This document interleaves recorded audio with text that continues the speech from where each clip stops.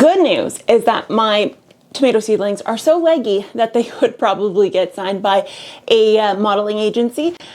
Obviously, I've failed. It's actually pretty reminiscent of my childhood days. I started gardening at about age 5 with my grandma, and I killed a lot of plants back then, or I've just done really dumb things with them, such as this tomato flat. However, we're gonna use my bachelor's of science in soil science. Yes, it's a real thing. Combined with working in the world of agriculture on both a professional and personal level for like the last 15 years to correct this. Because science does say that there are some corrections that could be made. We may be able to salvage this, and what to expect if you do decide to salvage an entire flat of tomatoes that look very similar to what mine do. Joking aside, I had the craziest week ever, which is why my poor tomatoes do look like this.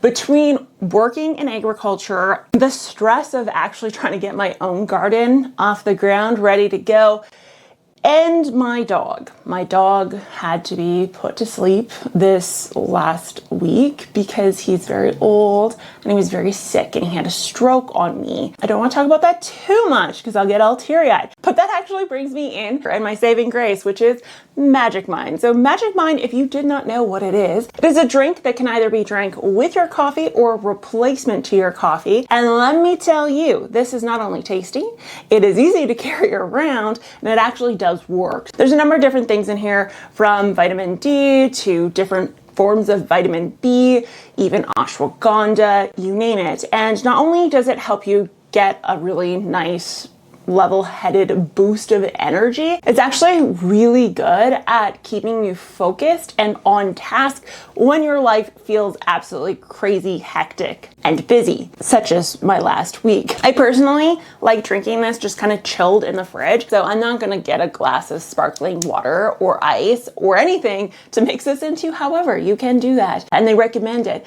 But this, I mean, for me personally, is just tasty as is. If you guys want to check out Magic Mind, I encourage you to check out the link down below. It'll be pinned in the comment, or you can just take a photo of this QR code right there. That works too. So if you want a nice, calm, scheduled energy release that helps you be productive and focused without the crash and burn or the headaches that I get from caffeine, then Magic Mind is going to be your answer. Magic Mind, thank you so much for sponsoring today's video.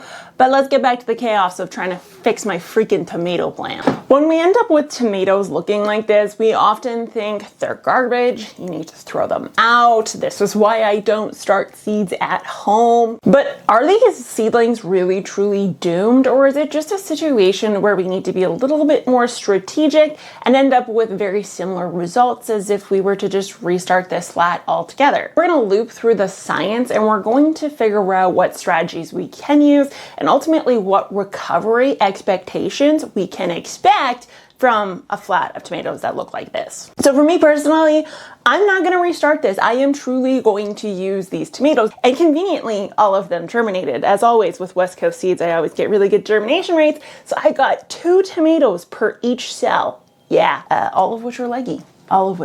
So what's happening here? It's actually shockingly a number of different things, I know, because I was the one that set it up. Number 1 is obviously lighting. This is a photomorphogenic response, whatever you want to call it, response to not enough light being close enough. So obviously I didn't have the lights close. The other factor of what makes these extra long, and not in the good way, is that it was on a heating mat. So yeah, and that heating mat did not get unplugged after everything was germinated like it should be. No. It stayed on. And then you combine that with the fact that I had a very humid dome over top of this.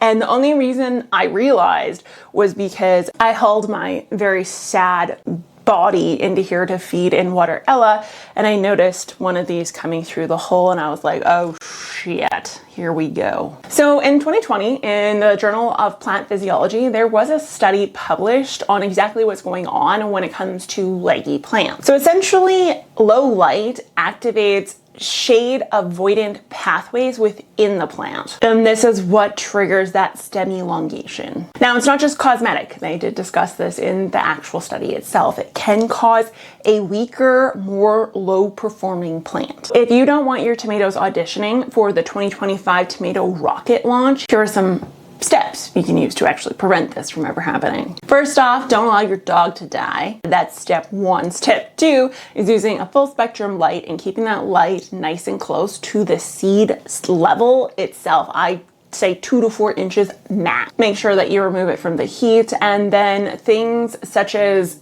air movement can actually help strengthen the stems and make them thicker instead of long. So this is why we may be okay, according to science. Tomatoes are adventitious root makers. So essentially what this is the roots are made on the stems as well as from the roots themselves. Now, these roots are different when they're adventitious roots versus ground roots, but eventually over time, these adventitious roots, especially when we're talking little baby seedlings, can and will be able to uptake some water and some nutrients. They need to produce all the little root hairs and go away from that really stubby, bulky root to something that's obviously finer and more engineered towards that talent. So there was a paper in 2001 that was published in the Journal of Agronomy, and it discussed how planting tomatoes lower in the bumping out process, which then advocates for those adventitious roots, can improve overall plant vigor via root development and just overall water up. So here's the thing. When we go to do this, there is some added stress in this process because now the plant doesn't have to just focus on growing the roots it was going to grow already and the leaves it was going to grow already, but it also now needs to focus on these adventitious roots that are now going to be in the soil. So what you could expect if you chose to go this route is almost like a slight pause in growth, which in turn will obviously set the tomato back a little bit further. Now, if that's something you're worried about, then I start a whole new tray. For me personally, I think I'm far enough out yet that this will be okay. So I am going to give it a shot, but just keep in mind, it's not going to work out the way that you necessarily want it to. So when it comes to actually potting these up, what you want to do is you want to sink it up to the cotyledons, regardless of what state your plants are in. Now, if the plant is leaning or awkward and isn't necessarily 100% straight, then you actually want to just lay the tomato in there in the least stressful manner with the least amount of stress on the stem, and that will alleviate the issue. It doesn't have to be straight up and down. It can be on its side. It could be straight up and down, you name it. Ideal world, personally, if I'm gonna pot up tomatoes, I just want to pot them up flush with the container because it actually allows for the roots to grow downwards and you get a bigger root ball, which in turn helps you with drought and nutrient capture and actually transplant shock in the future. That's my preference. Obviously, I can't roll with that this year, so I'm going to bury it and I'm going to force it to make those additional roots, despite the fact that it's going to cause stress. So the reason for why I'm even going this route and not restarting them, despite the fact that that stress is going to initially cause like a pause in growth, is because there was a study done in 2017 in the Horticultural Plant Journal that actually looked at how well these types of plants recover and what they noticed. So what they found was when the issue was corrected quickly, promptly, and then kept in ideal conditions going forward, the fruits, the size of the tomato, everything eventually did catch up to the counterparts that were treated like royalty and clearly didn't live in Ashley's house. To be honest, I'm still like 8 weeks out from even deciding to put these guys outdoors, so I'm okay. I'm still okay. Are leggy tomato seedlings doomed? No. Are they behind?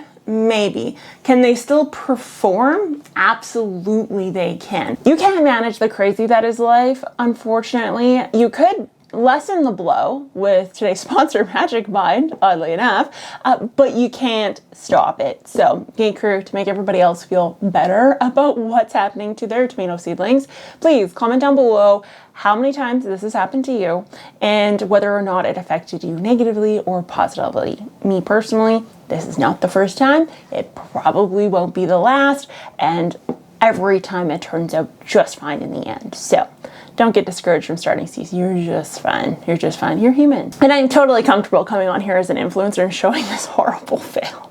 Does it discredit me? Maybe. Maybe it does. Probably. to be honest, but oh well. Oh well. Bronx, this is your final goodbye right here. Jeez Louise. I'll talk to you guys later. I love you.